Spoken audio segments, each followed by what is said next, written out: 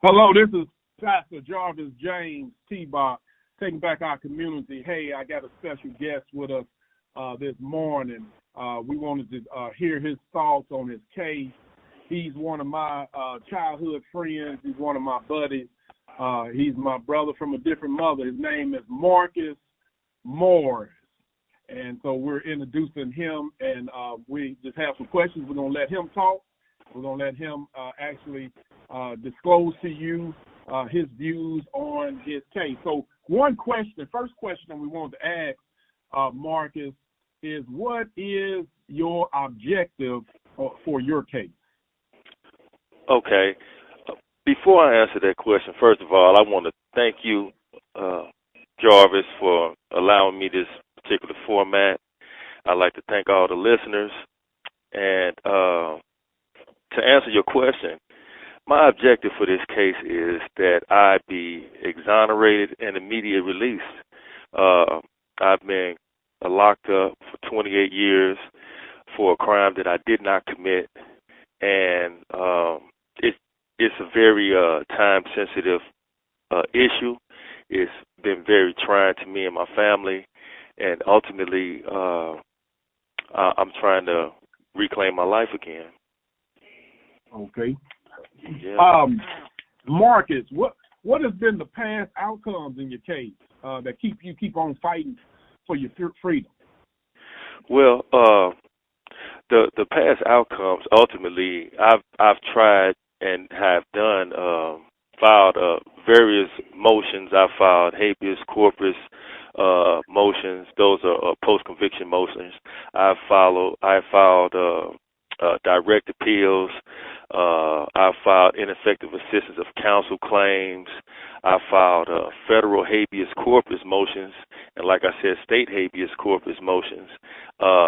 Ultimately, in 2005, I was granted an evidentiary hearing in the Missouri Supreme Court, and at the evidentiary hearing, some things went awry, and I wasn't able to receive the justice that I was looking for then. But obviously, the court felt that there was enough merit in my case that they wanted to hear the particulars, and so that's been one of the things that has kept me fighting, and ultimately that I want to get free.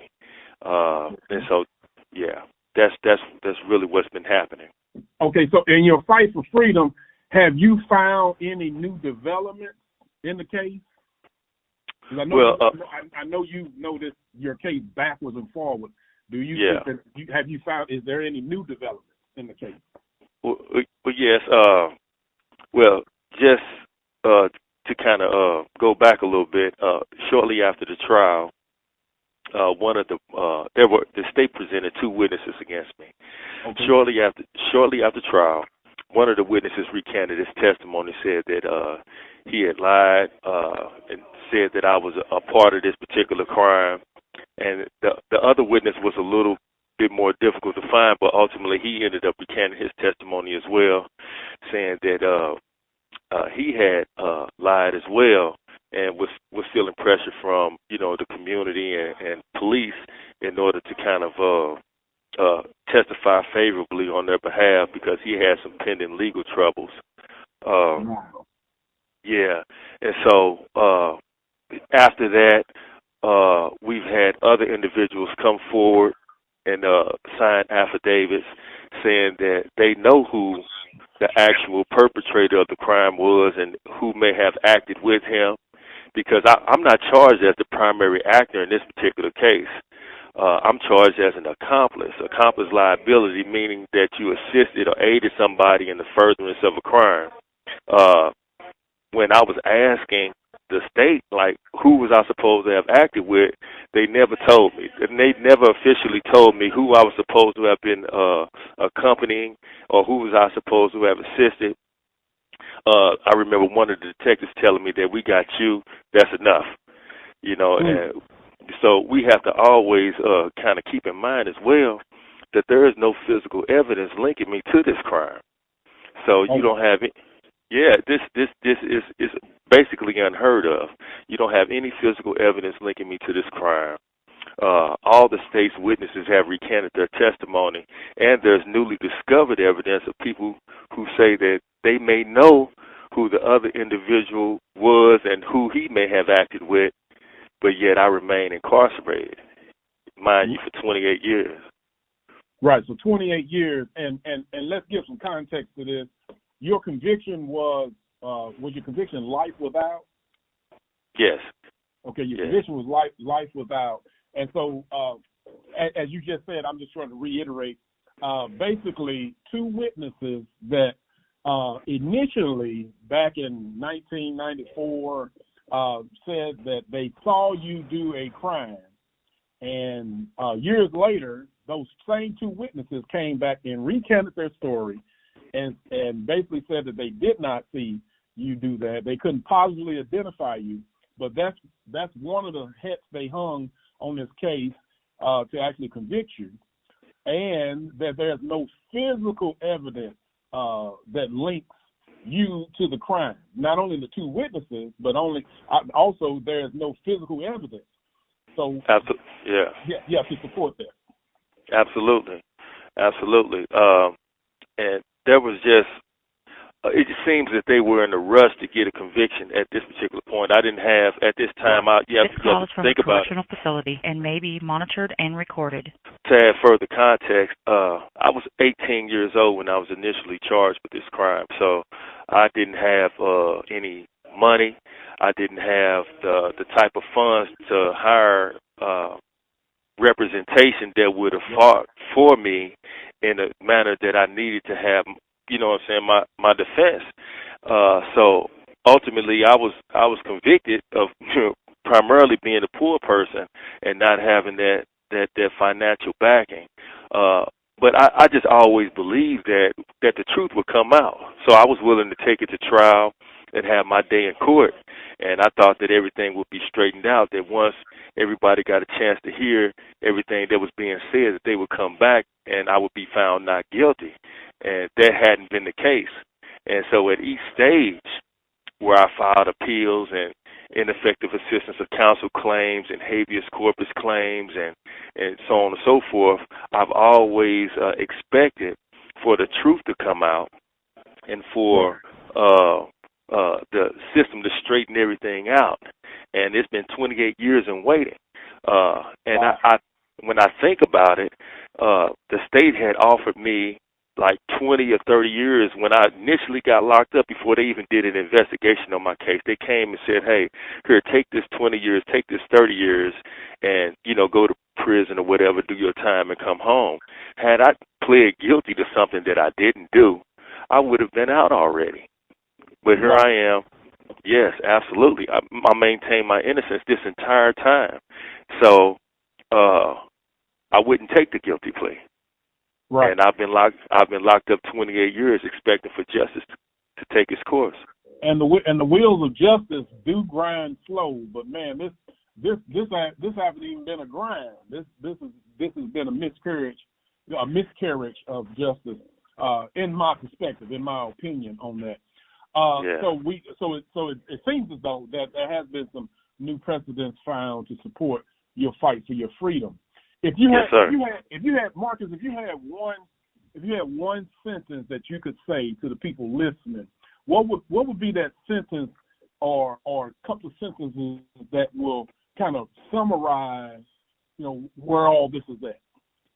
Yeah. If you have a statement that you can make that can just, I guess, paint a picture of your fight for this wrongful conviction. What would that be? It may not be one sentence, but it could be a couple of sentences that kind of really paint the picture. Okay. Well, like I said, that I was 18 when I got locked up. I never thought that. I thought that when people went to prison, that ultimately they did something. They broke a law, they committed a crime, they were in prison for a particular reason, and they had to do their time or pay their debt to society. That that the system just didn't lock up innocent people. And I thought that was the case until it happened to me. And then I found out how difficult it is to reclaim your freedom once it's been taken away from you. even as an innocent person, and to get assistance, to get help, because of the stigma of prison and how society projects the image of people who are incarcerated.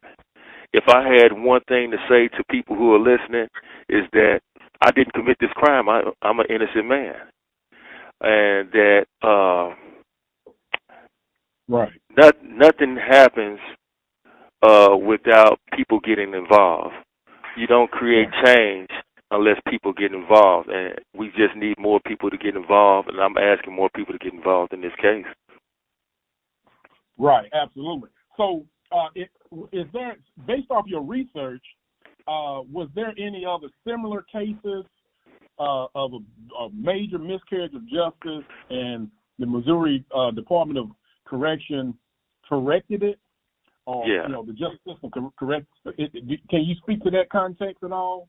Yeah, I think I can. In August of 2021, the Missouri legislature signed into law Senate Bill 53, and what Senate Bill 53 does, it allows the circuit prosecutor to retain jurisdiction over a person's case even after they've been convicted for, a considerable amount of time in the Department of Corrections.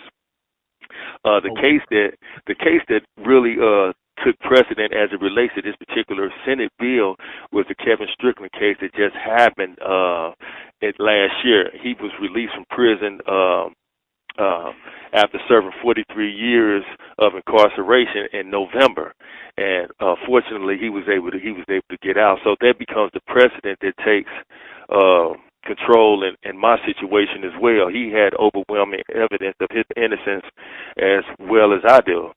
So wow.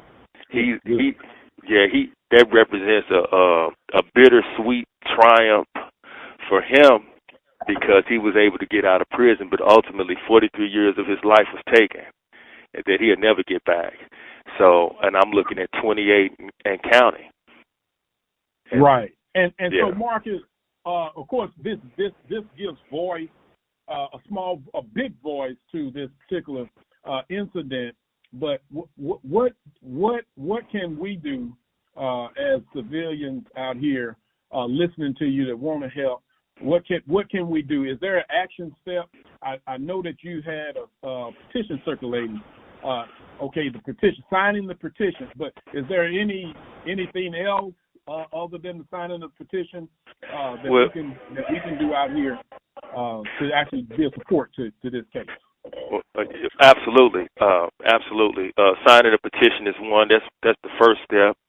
Secondly, you can contact your local representative and ask them to get involved, to contact St. Louis County Prosecutor Wesley Bell or Miss Jessica Hathaway. She's the head over the Conviction Investigative Review Unit out in St. Louis County, and inquire about my case. Show interest in my case. Exercise your voice, showing that you support my exoneration and immediate release. And okay. I think that would help to push the story forward, the narrative forward, and also share my story with your friends. Share my story at work with workers. Anywhere that you find somebody who may be sympathetic to this particular issue, or who has somebody that's incarcerated that's going through the same thing, all of this helps. Okay, good. Those are some mighty big steps, and I believe that those are listeners definitely have any kind of compassion for the truth. It will act on this, man. So, hey, Marques, is there any closing remarks that you want to make before we get off the interview today? You have 1 minute left. Well, once again, I'd just like to thank all those who took the time out to listen to this. I'd like to thank you. I'd like to thank T-Bach, my family, friends, supporters up to this point, and any new supporters that may want to get involved. Like I said, you're supporting a man who is standing on truth, and I'm seeking justice. Just thank you for your support. Hey, thank you all for your time. This call is from a correctional facility and may be monitored and recorded. Yeah. Hello?